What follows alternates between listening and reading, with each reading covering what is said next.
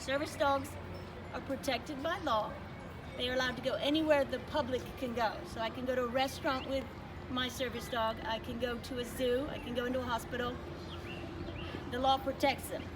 But in order to be a service dog, there are certain requirements. You can't just take a pet dog and put a vest on it that says service dog and take it anywhere.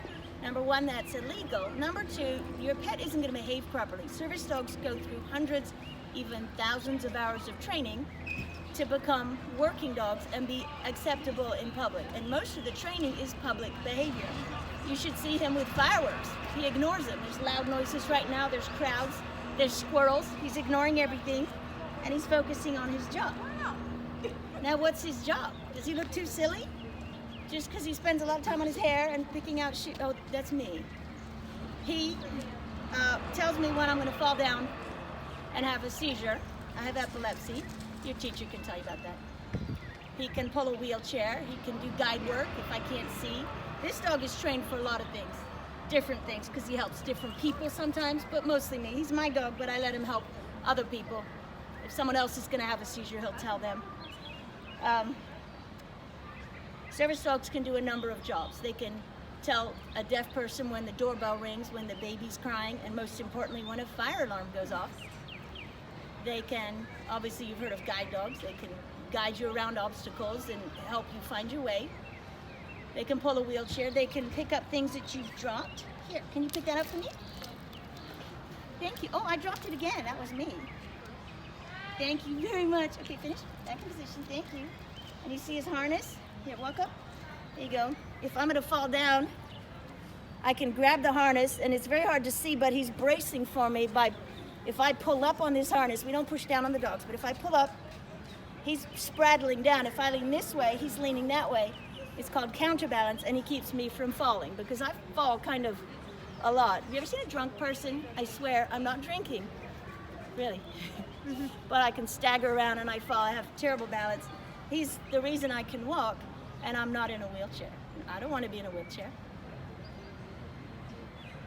See, there's a squirrel right now. He's being distracted, and I'm going to get him back on task. Oh, left.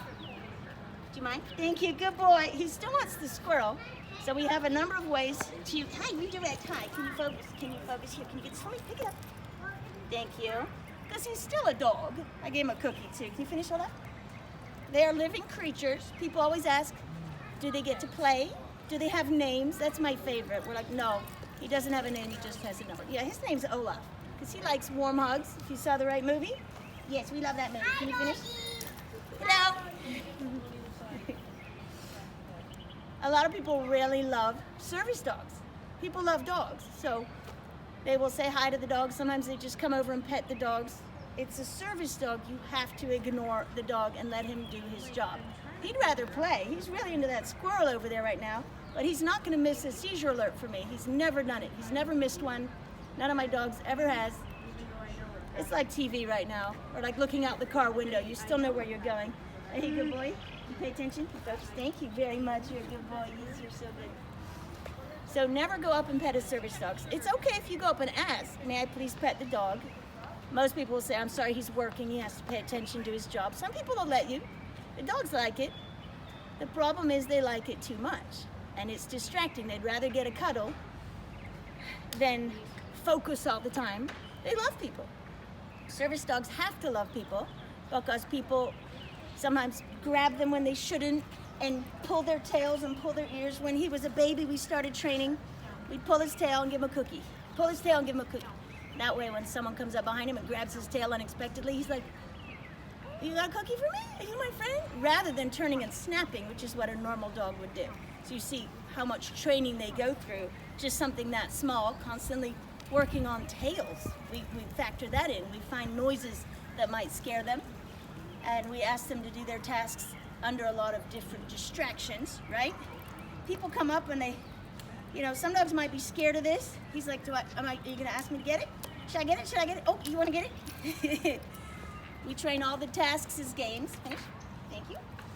So see his tail, he's happy. He wants to do this. Yay.